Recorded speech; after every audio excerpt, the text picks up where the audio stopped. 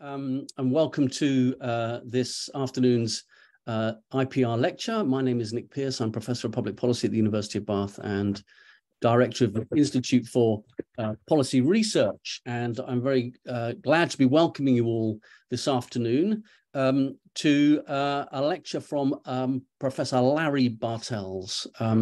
As I'm sure you all know, those of you coming on the call, listening to the event today, Professor Bartels is a leading scholar of political science around the world. He holds the Mayworth and Shane Chair of Public Policy and Social Science at Vanderbilt University. And his scholarship and his teaching focus on public opinion, electoral politics, public policy, and political representation. And he's the author of some landmark texts in political science in recent years, in particular Democracy for Realists with Christopher Auken, Why Elections Do Not Produce Responsive Government, a challenge to the folk theory of democracy, a challenge to many of the theories of representative democracy, which inform many of our understandings in societies like the UK and the US, and Unequal Democracy, the political economy of the new Gilded Age, drawing attention to the dominance of politics, or at least the influence in politics of the wealthy, the rich. Both of those published in 2016. And of course, he's the author of many other scholarly articles and contributions.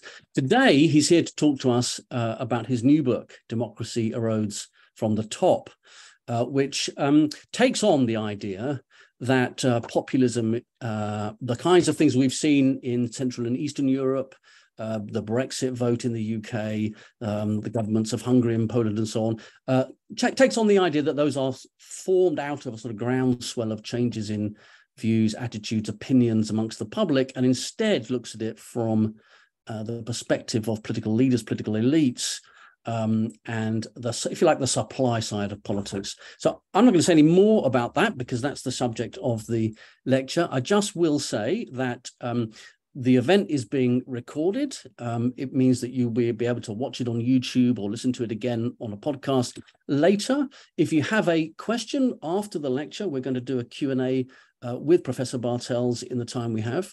And so put your questions into the Q&A function. I'll then read those, collate them, and put them to Professor Bartels. So you've got an opportunity to chip in, to contribute, and to ask questions. And then at the end, I'll just let people have details of how they can get a reduction on the book itself. So I'll let you know that at the end. But that's enough from me. I'd like to hand over now to Professor Larry Bartels. Larry. Thank you. It's a great pleasure to be with you today. I look forward to your questions. I'm going to try and share my screen here, if I can.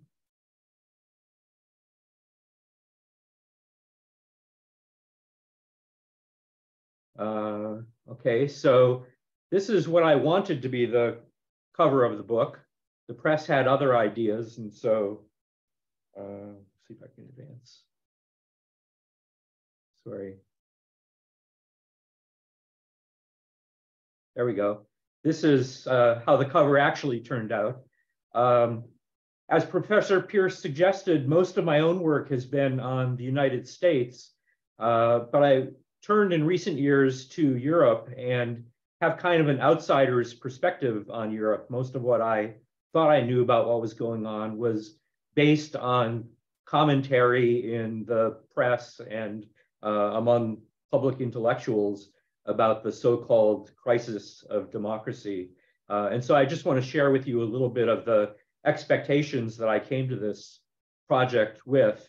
A kind of common refrain was to hark back to the economic crisis of the 1930s and to think that the economic crisis that started in 2008 and 2009 was a kind of analog.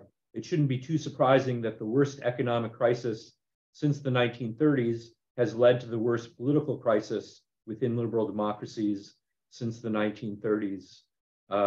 Another journalistic account, the Western democracies now seem in danger of collapsing as a backlash against globalization arouses angry opponents of immigration, free trade, and cultural tolerance. There are times in which everything changes all at once. Political newcomers storm the stage, Voters clamor for policies that were unthinkable until yesterday. Social tensions that had long simmered under the surface erupt into terrifying explosions. A system of government that had seemed immutable looks as though it might come apart. This is the kind of moment in which we now find ourselves.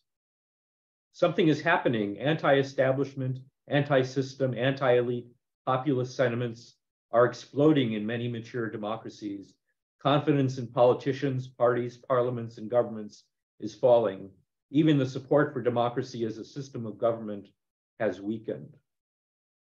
But what I found looking at the data for myself over the last 20 years is that virtually none of that turns out to be true, at least insofar as we focus on public opinion and on the attitudes of Europeans. The opinions commonly implicated in this wave of right-wing populism and the crisis of democracy, things like anti-immigrant sentiment and opposition to European integration and distrust of politicians and parties and disaffection with the economy and with democracy, have all remained stable or even improved over the last couple of decades across Europe. The data that I'm going to talk about are primarily from the European Social Surveys, a big cross-national academic project that surveyed over 350,000 people in 23 countries between 2002 and 2019. You can see the list of countries there. Most of them have been surveyed 9 times, so roughly every couple of years during this period, although there are some that didn't participate in every survey. But what I want to do is to start just by summarizing shifts in key opinions in those countries over the period that I'm talking about. So here's one that has been quite important in the politics of a lot of countries in Europe recently, attitudes toward immigrants and immigration. All of these attitudes are going to be measured on a scale running from 0 to 10. So here 0 is the extreme anti-immigrant position, 10 is the extreme pro-immigrant position. The solid red line is the average for Europe as a whole, and then the lighter gray lines are the trends within individual countries that were surveyed 9 times over this period. So you can get some sense of the cross-national variation as well as the overall story for Europe. On the whole, in most of these countries, attitudes toward immigrants are pretty moderate and have remained pretty much unchanged over this entire 2-decade period. If anything, there's been an increase in support for immigrants and immigration. The overall shift is something like 0.4 of a point on this 10-point scale. That mostly reflects the fact that in all of these countries, even the ones that are quite unfavorable toward immigrants, younger people tend to be more favorable. And so we've seen a process of generational change where the older, more anti-immigrant parts of the population have gradually aged out and been replaced by younger people. And so if anything, I think there's strong reason to think that this modest upward trend in support for immigrants and immigration is likely to continue in most parts of Europe in subsequent years. But again, no sign of an anti-immigrant wave here almost anywhere in Europe. Support for European integration, kind of the same story. There was a dip in support during the Euro crisis in 2012 and 2014. You can see some dip there, but then a recovery to the point where now attitudes toward European integration are about as favorable across Europe as they've been at any point. It's also worth saying here that the countries where there have been significant declines in support for the European Union and European integration are mostly not the places that suffered most during the Euro crisis. So the idea that dissatisfaction with the European Union is a reaction to the failure of EU authorities to coordinate an adequate response to the European crisis doesn't seem to hold water. The places where support for further European integration has actually declined are mostly places that got through the economic crisis pretty unscathed, but that have cultural frictions of one kind or another. They're mostly Eastern European countries that were in a kind of first wave of enthusiasm for the European Union when they originally joined at the beginning of this time series, and then became less enchanted as time went on, but not for reasons that have to do with economic disaffection. Here's the trend in ideological polarization, another possible trend that people have worried about as a kind of harbinger of democratic dysfunction. This is just thinking about the extent to which people in any particular country disagree ideologically, the distance between them on the ideological spectrum. You see that there was an increase in the immediate wake of the economic crisis, but then a kind of turning down again. And now the level is basically back to where it had been before the crisis. Trust in parliaments and politicians, kind of the same story. Really no change overall, although some countries have fluctuated. There were some declines in countries that were hard hit by the European crisis, but basically those have all pretty much recovered by this point. And satisfaction with democracy, again, a little bit of ups and downs, but really no significant change over this entire period. So the idea that citizens in large numbers have turned against democracy or become disaffected from democracy just doesn't seem to hold much water for Europe as a whole. But that raises a question: if public opinion is essentially unchanged in all these countries, what accounts for the huge wave of electoral support for right-wing populist parties that we've heard so much about, the so-called populist wave? One response to that question is just to notice that the wave itself is pretty exaggerated. If you look across Europe as a whole, the support for these right-wing populist parties has increased, but it's increased only pretty modestly by my tabulation, from something like 12 or 13% on average in a given election to something like 15%. That's, I think, a pretty stark contrast with the popular impression, which is largely based on disproportionate media attention to instances in which particular right-wing populist parties have suddenly risen to prominence and flourished in particular elections in particular places. We see and hear much less about the many instances in which these right-wing populist parties then subsequently decline in their electoral support. So I think part of what's going on here is just a kind of optical illusion that's based on the impatient shift in focus among journalists. The other thing to say about this populist support is that the variation in actual voting for populist parties in different places reflects what I'll call variation in supply much more than variation in demand. What I mean by that is that the demand for right-wing populism, the level of populist sentiment in the population as a whole, is really pretty unchanged, as suggested by those graphs that I showed you about the unchanging levels of opposition to immigration in the European Union and distrust of political leaders and so on. And so the way I put this is that right-wing populism is not a wave, but it's a reservoir. There's a substantial fraction of voters in almost all political systems that are potential supporters of right-wing populist parties. And what fluctuates mostly from country to country and over time is the extent to which right-wing populist entrepreneurs succeed in mobilizing that potential support and turning it into actual votes.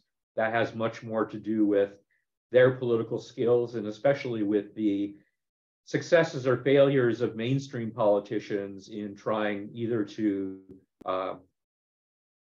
keep out the right-wing populists and to hold on to the support of people who might otherwise turn to those parties, or on the other hand, their governing failures and scandals and so on, which create huge openings for new parties to come in and make inroads into the electorate.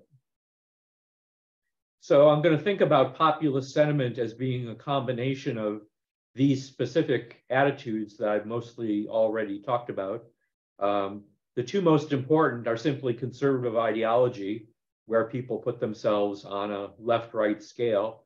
Not surprisingly, people who put themselves on the right are more likely to support right-wing populist parties. and then anti-immigrant sentiment, which plays a significant role in most, although not all, of these cases of right-wing populist parties gaining support. Then to a lesser extent, anti-EU sentiment and political distrust and dissatisfaction with democracy. Surprisingly, very little weight attached here to economic disaffection. Looking across the 16 most prominent examples of right-wing populist parties in Europe, there are relatively few cases in which economic disaffection was actually a significant factor in their support.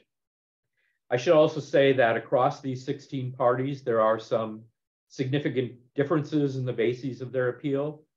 They have a kind of family resemblance, but they're certainly not at all identical offerings in these different places. But the idea of populist sentiment is intended to summarize the extent to which a typical right-wing populist party anywhere in Europe might find a basis in public opinion to gain support in the elections. And the really striking thing is that if you look at the relationship between the level of right-wing populist sentiment in each country, which I've graphed here along the horizontal axis, along the horizontal axis of this graph, this is the average level of right-wing populist sentiment on my 10-point scale between 2014 and 2019. You can see the country averages only range between 4 and 6. So in that sense, the average level of sentiment in most countries is pretty moderate.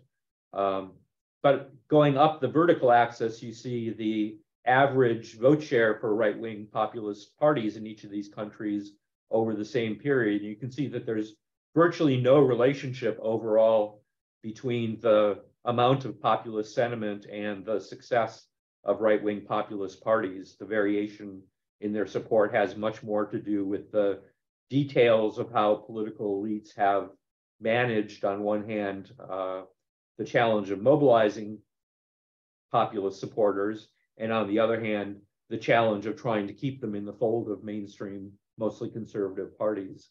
So there's a huge amount of variation, which has rather little to do with fluctuations in populist sentiment across these countries, or for that matter, over time. So here's a picture that tries to summarize that situation. The distribution here is the distribution of right-wing populist sentiment all across Europe on my 0 to 10 scale. So on the far left, there are some people who are very unlikely to support populist parties. On the far right, people who are much more likely to support populist parties. And I'm showing here the distribution first of the eligible electorate, which is the overall distribution.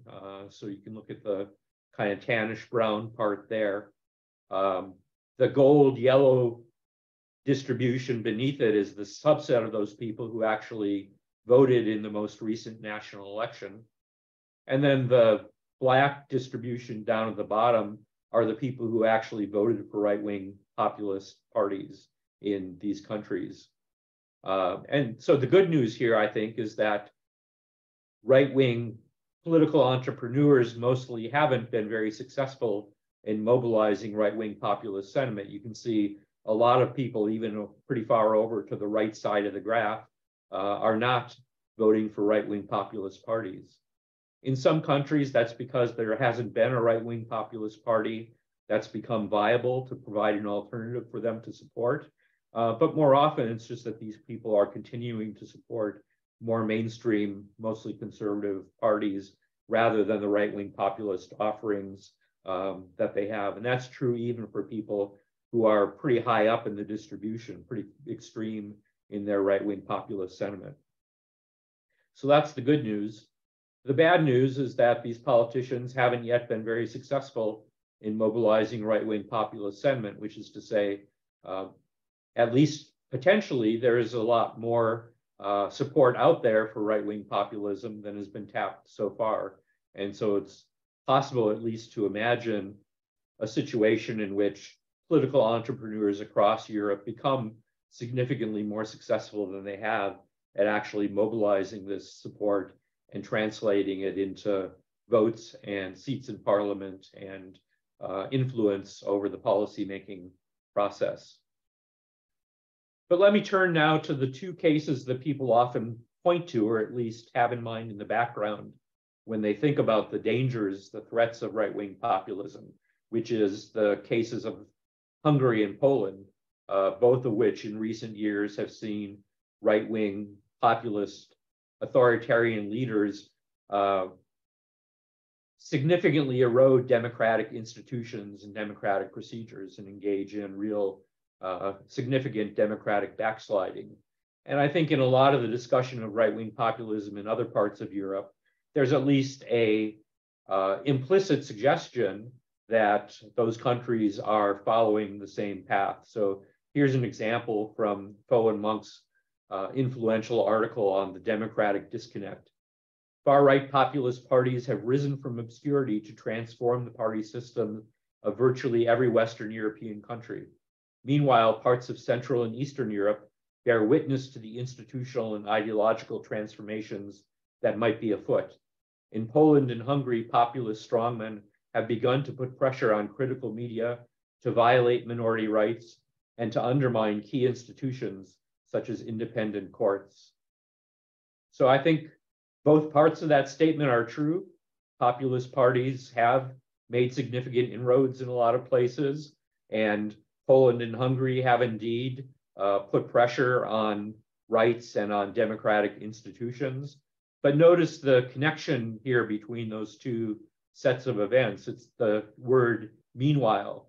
So there's an implication that there's some causal connection or some story that ties these two cases to the broader phenomenon of right-wing populism, but no detailed demonstration of that connection. And so what I did was to think about what had actually happened in Hungary and Poland and the extent to which it fit the kind of common narrative of a right-wing populist wave. Here's just the kind of picture in summary of what's happened to democracy in those two places, as summarized by a scale of kind of the quality of liberal democracy in different countries as measured by the VDEM project. These are assessments of experts on the politics of different countries, rating how well they meet the standards of liberal democracy. And up at the top dotted line is a kind of summary of high-functioning democratic systems in Europe, like France and Germany and Sweden. The middle dotted line is kind of marginal or mildly authoritarian countries like Albania and Bulgaria and Romania. And then down at the bottom are real authoritarian countries, countries where democracy is basically absent, like Russia. And you can see that what's happened in Hungary and Poland over time is that they've moved from pretty high functioning democratic systems, at least by the assessments of these outside experts, to something more like the middle case, to mildly authoritarian cases. And those shifts happened pretty suddenly following the election of right-wing populist leaders in Hungary in 2010, Viktor Orban and the Fidesz party, and then in 2015 in Poland, the Law and Justice Party. And so I think it's important to think about what happened in those cases and how it relates to the overall phenomenon of right-wing populism. So what I did was to turn to the survey data from those two countries and to look particularly at the support for those parties in the elections just before they succeeded in winning power. And the really striking finding is that there's virtually no relationship between the bases of their support and the bases of support for right-wing populist parties in other parts of Europe. If you look at things like anti-immigrant sentiment or anti-EU sentiment, they were virtually unrelated to support for Fidesz before the election in which they took power, and similarly in Poland for Law and Justice. As best one can tell from reading about the campaigns and looking at the survey data, these were pretty conventional mainstream conservative parties that got elected primarily because the incumbent parties failed spectacularly, and they were the obvious alternative parties for people to support. In the case of Hungary, there had been a huge scandal in which the incumbent party leader had been taped talking to a party meeting about how they had duped the voters into supporting them and gotten away with these remarkable lies about what they were going to do in the state of the country. That spurred demonstrations and a huge rise in opposition over a period of years. Fidesz was the main opposition party that was in position to benefit from that dissatisfaction with the incumbent party. They won 53% of the popular vote, which was hardly a huge landslide given the political circumstances. But given the electoral system in Hungary, that 53% of the popular vote translated into exactly a 2/3 majority in the National Assembly, which, given the party loyalty within Fidesz, which was quite extreme, given the internal party institutions, was enough to modify the constitution and crack down on judges and change the electoral system to benefit themselves and so on. So this was a decision to entrench themselves in power that was not pushed from the bottom to the top, but rather a top-down phenomenon entirely. And they rationalized it after the fact by referring to a voting booth revolution, but ordinary voters really had very little to do with it. Then after the fact, in order to try and entrench themselves in power, in addition to fiddling with the electoral system, Orban began to turn to some of the rhetoric that had been successful for other right-wing populist parties in order to try to build support. So they did aggressively scapegoat immigrants and scapegoat the European Union and so on. And so over time, those elements became a more important part of the basis for their support, but that was all after the fact. This was a case of democracy eroding from the top rather than from the bottom. And similarly in Poland, you see much the same kind of story. Another important factor in how these parties have been able to maintain themselves in power thereafter is that there are really remarkable shifts in people's assessment of how things are going in these countries. So let me just show you some of the survey data from Hungary and Poland, comparing in the first column in each case, people's assessments of how things were going just before the right-wing populist parties were voted into power, and then in the most recent surveys in 2018 and 2019. If you look at satisfaction with the national economy in both countries, there's been a huge improvement in people's assessments of how the economy is going under Fidesz in Hungary and under the Law and Justice Party in Poland. Satisfaction with the government has increased hugely. Remember, if you think back to the original graphs that I showed you, in most of these countries, a shift of 0.5 point would be a substantial shift. Here we're seeing shifts of 2 or 3 points over a relatively short period of time. Trust in parliament and politicians has increased substantially in both these countries. And ironically, satisfaction with democracy is a good deal higher in both places than it was before democracy began to erode by the standards of outside political observers. In Hungary, we even see a substantial increase in people's overall satisfaction with their lives, which is a very stable measure in most countries over long periods of time. So that shift is pretty remarkable. In Poland, we don't see that, but we do see a substantial increase in their assessment of the quality of health services and education. So these seem to be instances in which the authoritarian leaders succeeded not only by appealing to people's sense of national identity and their desire to recreate a perhaps mythical kind of independent national existence in a traditional national culture and identity, but also just improvements in their day-to-day lives. And I think that's consistent with what we've seen in lots of instances of ordinary citizens accommodating themselves either to mildly authoritarian regimes of the sort that we see here, or even to full-scale dictatorships. So I want to turn back here to an important book by Nancy Bermeo, who is at Oxford and is at Princeton now, called Ordinary People in Extraordinary Times. She looked at dozens of cases of full-blown breakdowns of democracy in 20th century Europe and Latin America, and tried to understand the role of citizens in the process of democratic breakdown. And here are just a couple quotations that summarize her findings. The culpability for democracy's demise lay overwhelmingly with political elites. In the vast majority of cases, voters did not choose dictatorship at the ballot box. I think that's true of Hungary and Poland as well. They chose what they thought were pretty mainstream opposition parties in situations of political crisis, and found out only later that they were getting these mildly authoritarian regimes. Bermeo also says ordinary people generally were guilty of remaining passive. While they generally did not polarize and mobilize in support of dictatorship, they did not immediately mobilize in defense of democracy either. And again, I think this fits well with the stories of what happened in Hungary and Poland.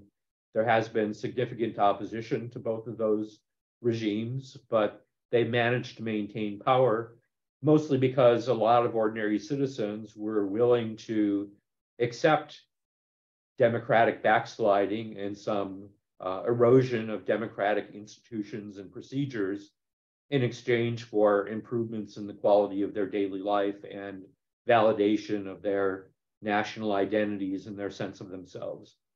Before we go too far in castigating them for doing that, I think we should probably think about the extent to which that would be likely to happen in any democratic society. There's been a wave of research lately on the extent to which people in different societies value democratic procedures and institutions. And the basic story, this has been true in research in the US going back for decades, but we have better data now from a wider range of countries. The basic story is that people are very supportive of democracy in the abstract, but are pretty willing to sacrifice particular democratic institutions or procedures in situations where that seems important to protect their cherished substantive political values. So for example, if you offer people in surveys the choice between supporting a candidate of their own party or ideology who is fiddling with the electoral system in order to advantage their own party, or choosing somebody who is supportive of democratic norms and institutions, but holds very different political values, the vast majority of people are going to support their own party and their own substantive political values over those democratic norms. And at some level, I think we would say that, for most people in some situations, that's probably the right thing to do. I suspect none of us probably would argue for valuing every democratic procedure and norm over any possible political value. So it's a world with complicated trade-offs, and perhaps understandably, most ordinary citizens make those trade-offs in ways that aren't entirely satisfactory or appealing to democratic theorists. So this brings me to a kind of general lesson that one of the problems here is about our understanding of democracy. We have a tendency to think of democracy as a bottom-up process. Chris Aiken and I referred to that in Democracy for Realists as the folk theory of democracy, as Professor Pearce mentioned.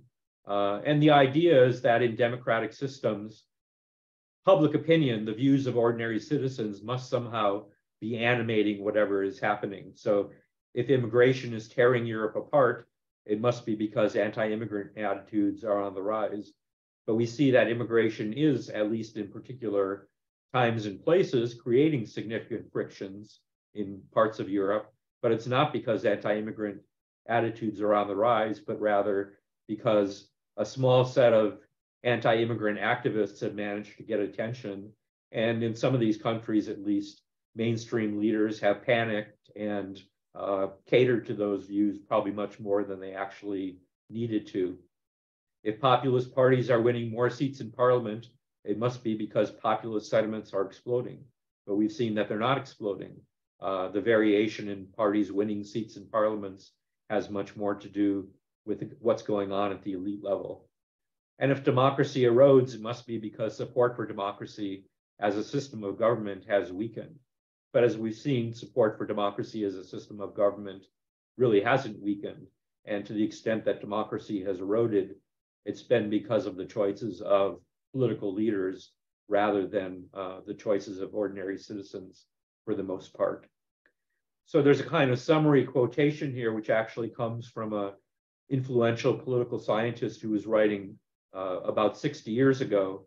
Our understanding of democratic politics is essentially simplistic, based on a tremendously exaggerated notion of the immediacy and urgency of the connection of a public opinion and events. And going back even farther, almost a century, to the political analyst Walter Lippmann, there are, I believe, immense confusions in the current theory of democracy which frustrate and pervert its action.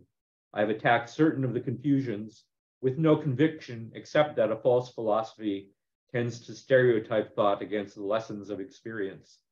I do not know what the lessons will be when we have learned to think of public opinion as it is and not as the fictitious power we have assumed it to be. So here we are almost a century later, and I can say that I too am unsure what the lessons will be of understanding public opinion in this less exalted, less fictitious form. But I think what we need is an understanding of democracy, and maybe more ambitiously, a theory of democracy that puts centrally in the story the leadership of democratic leaders and the decisions that they make to support or to erode democratic procedures and values and institutions. So I think we have to learn to understand and accept that the real story here, the real story of democratic politics and its dangers, is really not primarily a story about ordinary citizens, but a story about political leaders. Thank you. Thank you very much indeed, Professor Bartels. It's a fantastically interesting presentation, and really upends the story for many people of the rise of populism in recent years, or the success of populist parties.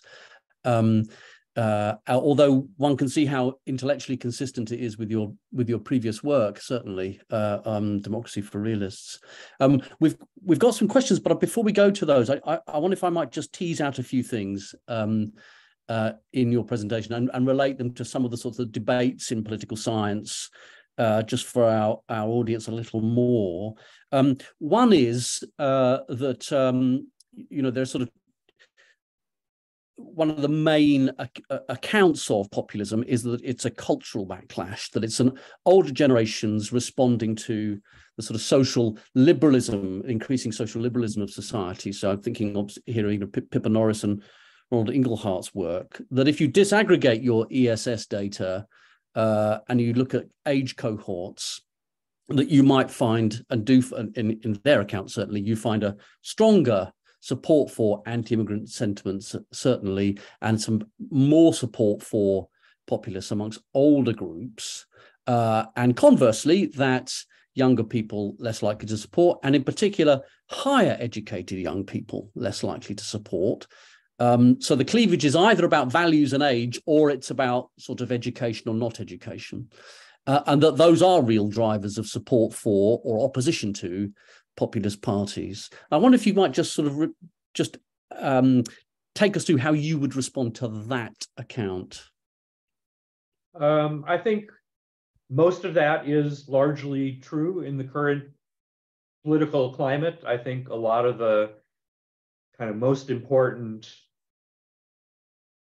bases of disaffection with the political system have to do with this sense of social change out of control. Certainly in the US, the people who are most intensely supportive of populism are, on the whole, people who hark back to a kind of romanticized traditional view of what American society and culture were, sometimes explicitly and sometimes implicitly a much less diverse society, but certainly one in which there's been much less cultural and social change than we've experienced. And the intensity of those feelings, I think, does have to do with a sense of being on the losing side of history and a kind of sense of desperation. But I think that's just one instance of this broader phenomenon that in any democratic system, there are likely to be large numbers of people who are unhappy or disaffected for one reason or another. If you can point to particular instances in which that's not the case, they're likely to be relatively short-lived historical special cases of one kind or another. For example, in the US and some parts at least of Europe after World War II, there was a kind of brief shining moment in which there was a good deal of social solidarity and optimism about the future. But I think those are special cases and not ones that we should imagine as being kind of the ordinary state of democratic politics. So I think leaving aside the specifics of who the particular people are who are disaffected and on what grounds they're disaffected in any particular era or any particular country or set of countries, the underlying pattern here is likely to be more broadly applicable.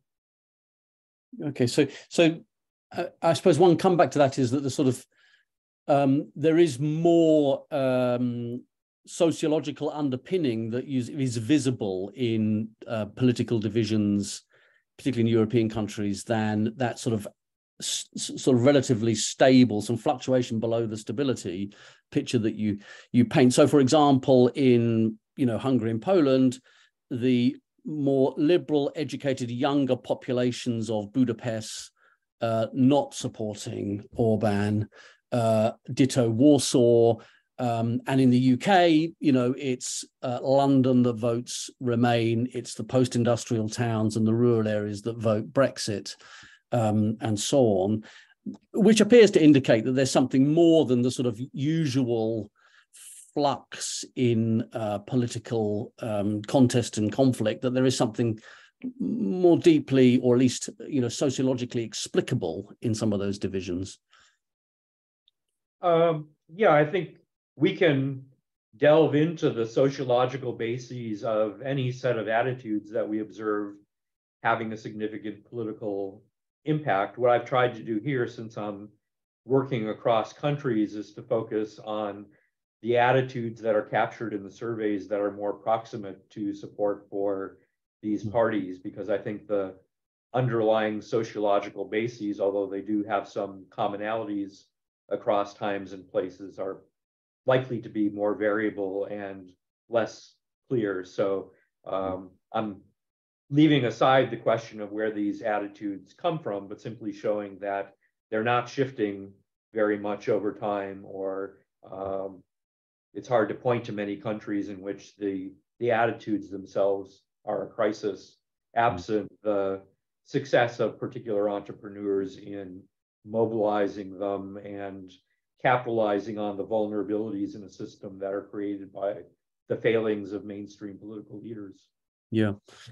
Well, before I come to the questions, I just to sort of follow up to that, then one final follow up, which is, one of the other arguments is that, and it's particularly true in a system like the UK's first past the post, is that the sort of support for these parties and their ability to shift politics isn't really a matter simply of how many people vote for them, proportion of the electorate, and whether they get MPs or not.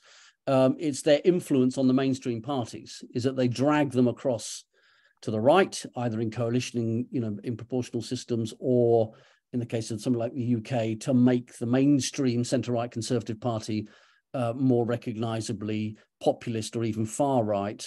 And ditto with the left, the Scandinavian left, for example, becoming much more hardline, hostile to immigration, as a consequence of support for parties like the Swedish Democrats and others. And so I suppose you might reply to that by saying, well, that's a function of elite politics. The mainstream parties are responding to the sort of supply side challenge, and doing so in ways that they don't need to do if you look at the real circumstances of the electorate. Would that be your kind of reply, or would you say no, actually, there are real reasons why centre-left parties and centre-right parties worry about loss of support and therefore shift their stances, their discourses, their search for appeal? Well, I think different institutions matter in terms of shaping the vulnerabilities of the systems and the way that these right-wing populist parties can achieve influence. I think UKIP is a pretty spectacular example of a party that, first of all, got more electoral support than it probably deserved because of the vast exaggeration of press attention that they got when they had a little bit of success. But secondly, and even more spectacularly, an example of mainstream leaders panicking in the face of a threat that they could have dealt with much better. I think mainstream leaders mostly can't afford to entirely shut out right-wing populist parties. So in Sweden, for example, there's an interesting case where the mainstream parties have been very successful over a long period of time in shutting the Sweden Democrats out of influence in parliament. And one of these surveys that I looked at happened to be conducted in the months immediately following an election where the negotiations were going on by which they would once again shut the Sweden Democrats out of having any influence in parliament. And you could see in the responses of the voters who supported Sweden Democrats a substantial decline in satisfaction with democracy and trust in politicians, even over that series of months, as they saw that their voices were once again being shut out of the system. So I think there are dangers on that side as well. But what mainstream politicians have to do is to manage these tensions as best they can, trying to minimize the influence of extremist elements without shutting them out in ways that actually exacerbate the situation by inflaming their supporters. But another example of institutional vulnerability that I want to turn to is the case of the US, which is, like Britain, a majoritarian system, and one in which you might think that right-wing populists, in order to have influence, would have to, start a third party that then influenced a mainstream party. But that's not what happened here. Obviously, Donald Trump simply took over the Republican Party.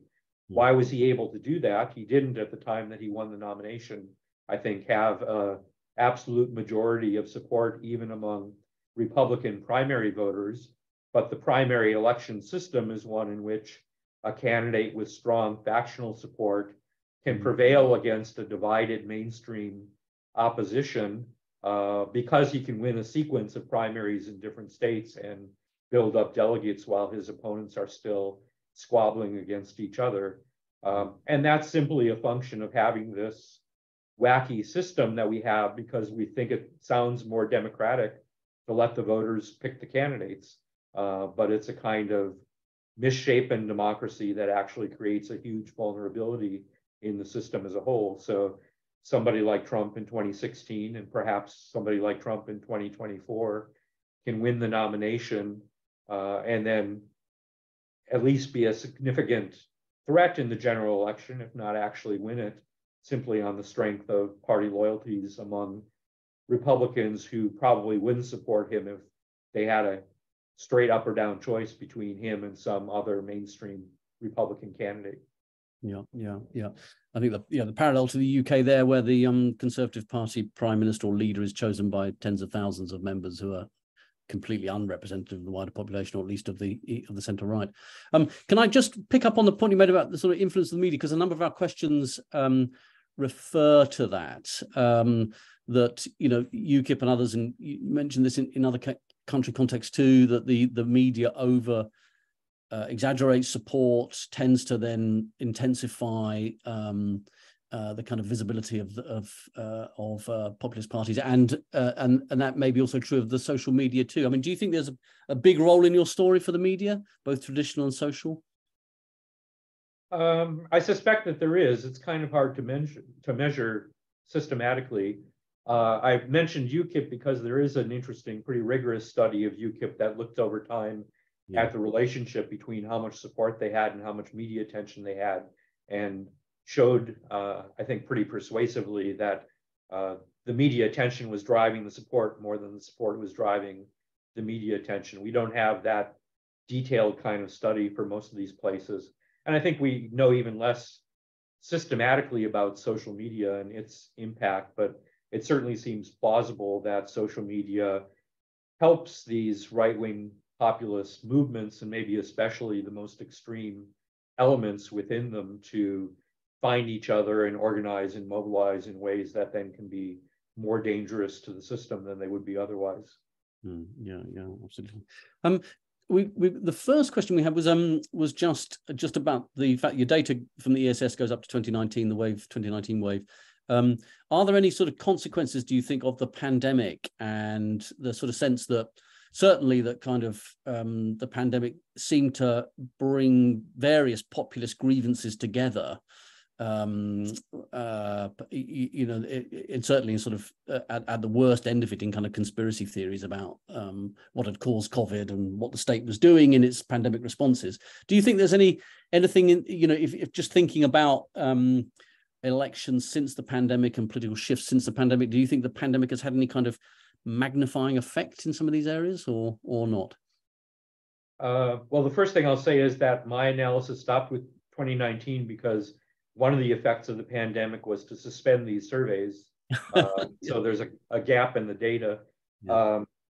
But my impression just from the survey data that do exist is that the effect of the pandemic has been kind of like the effect of the Euro crisis in places that were especially hard hit. There's been a temporary shift in opinion, dissatisfaction with the incumbents, for example. My guess is that that's likely to be short-lived as the effects of the pandemic wear off in these different places. Maybe the most interesting example is the impact on the EU. There was a lot of criticism of the EU's handling of the Euro crisis, their failure to coordinate and respond effectively. And a lot of people imagine that that was a source of threat to the existence of the European Union going forward, or certainly to further European integration. But in fact, dissatisfaction with the EU was pretty mild, even in the worst of the Euro crisis. Most people had more confidence in the European Union than they did in their own national governments. And I think similarly here, the response of the EU to the pandemic was in some ways pretty unsuccessful. And there was talk that that would be another threat to the very existence of the European Union. But if you look behind the top numbers in the surveys, it looks as though most people were dissatisfied that the European Union wasn't sufficiently powerful to deal with the crisis. And what they wanted was not an end to union, but rather further integration that would make the EU more effective in dealing with crises like this one. And one of the impacts of the crisis was that the EU did take another significant step toward further integration by issuing bonds for the first time that were backed collectively by Europe rather than by individual countries, and using those funds to support aid to the countries that were hardest hit. So I think the European Union, if anything, probably has come out of the pandemic stronger, both organizationally and politically, than it was before. Kind of another instance of failing forward, as one set of scholars put it. Yes, and very limited evidence that any other countries want to follow the path of leaving the European Union, as the UK has done. There's a question just about the sort of impact of all this on the left. So we talked a little bit about the impact on centre-right parties, mainstream centre-right parties, and but also this sort of tension between resisting and not responding to the kind of challenger parties from the right, but also at the same time being responsive enough to indicate to electorates that their concerns are being heard and that their issues are being dealt with. And there is this both an academic and a political debate about the centre left and the left that on the one hand that it should not seek to shift onto issues that have been brought up the agenda by the populist and far right. So the kind of Cass Mudde a view that that way lies defeat for social democratic and centre-left parties, that they need to stay on their own issues, and in particular on questions of the economy and questions of equality and so on and so forth. And a view perhaps that people have expressed about the Biden administration, that it has been successful by, or at least has responded in a way that appears to be successful politically thus far, by focusing on people's checkbook issues, real wages, jobs of the future, investments in industrial policy, manufacturing, and so on, and that it's there and not in culture wars or arguments about immigration that parties of the centre and the centre left and the left should be focused. Can you say a little bit about how your thesis might what lessons it might have for that discussion? I guess I would say that it seems to me that political leaders in most instances have a lot of leeway to talk about the issues that they want to talk about and to try to suppress the issues that they don't want to talk about. If you think about the issue of immigration, for example, both in Europe and in the US, there was a pretty successful record of mainstream parties on both the left and the right suppressing or ignoring the issue of immigration for quite a long time. When it finally did break through, they responded, and I think in some instances overreacted the fact that that issue was now on the agenda. But it is a difficult kind of thing to manage. I mean, if you think about this in the broad spectrum, if something like 25% of the electorate in most of these European countries are, roughly speaking, pretty strong in right-wing populist sentiment, it seems a little odd to think that a democratic system should be able to succeed forever, ignoring entirely the preferences and concerns of those people.